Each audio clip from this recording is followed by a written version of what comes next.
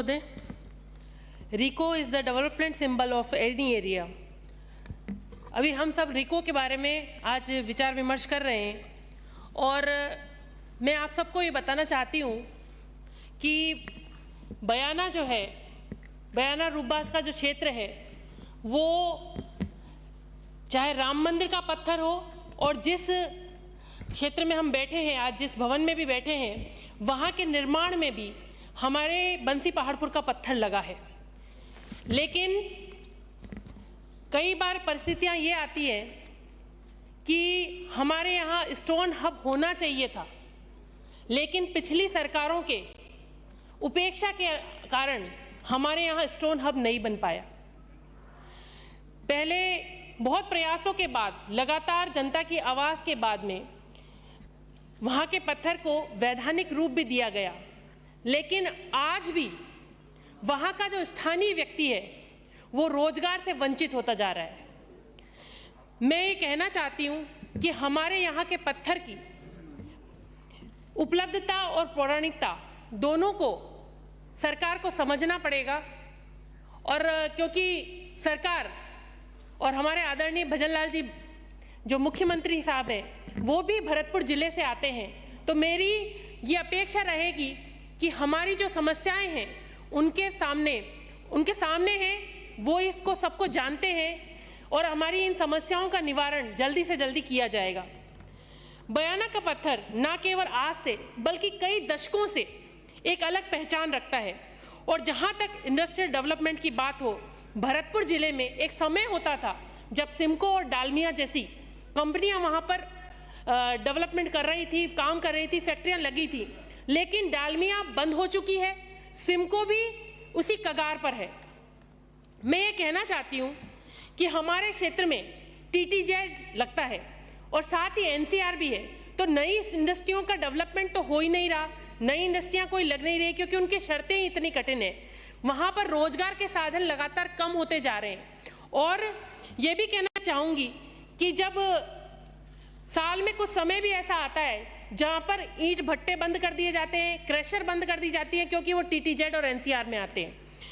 और मैं ये कहना चाहूँगी कि बयाना में रिको की स्थापना 2010 में हुई और जो डेवलपमेंट रिको का वहाँ होना चाहिए था वहाँ पर आज भी नहीं हो पाया है।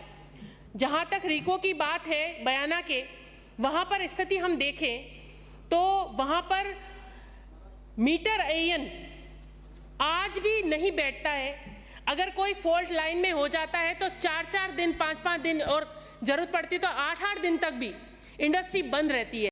तो मेरा सरकार से ये निवेदन है कि वहाँ पर मीटर एयन की पोस्टिंग की जाए, जिससे कि वहाँ के व्यापारियों को सुविधा मिल सके, इंडस्ट्री को बंद नहीं होना पड़े। क्योंकि आप सभी सदन में सब लोग जानते हैं कि एक इंडस्ट्री बंद होती है तो पूरे क्षेत्र पर प्रभाव पड़ता है। और बयाना में इंडस्ट्री के नाम पर केवल वहाँ की रिको जो है और पत्थर का ही व्यवसाय वहाँ पर है। हमारा पूरा बाजार, हमारी पूरी अर्थव्यवस्था उसी से चलती है। मैं ये कहना चाहूँगी कि वहाँ पर रिको डेवलप होता है तो कुछ शर्तों के साथ डेवलप होता है और वहाँ पर डंपिंग यार्ड सबसे पहली ज़रूरत थी। और रिको बने आज इतने साल हो गए, लेकिन डंपिंग यार्ड वहाँ पर आज भी ज़मीन रिको के डंपिंग यार्ड के लिए अलॉटमेंट नहीं हुआ है। तो मेरा सरकार से निवेदन है कि जल्द से जल्द रिको के व्यापारियों को डंपिंग यार्ड दिया जाए ताकि वो अपना वेस्टेज डंप भी कर सके और उससे जो प्रॉब्लम्स स्थानीय लोगों को हो रही है उससे भी निजात मिल सके। साथ ही मैं ये कहना चाहूँगी कि रूपबास में रिको की घोषणा पिछले कार्यकाल में पिछली सरकार ने की, लेकिन आज तक उसकी जमीन का अधिग्रहण नहीं हुआ है।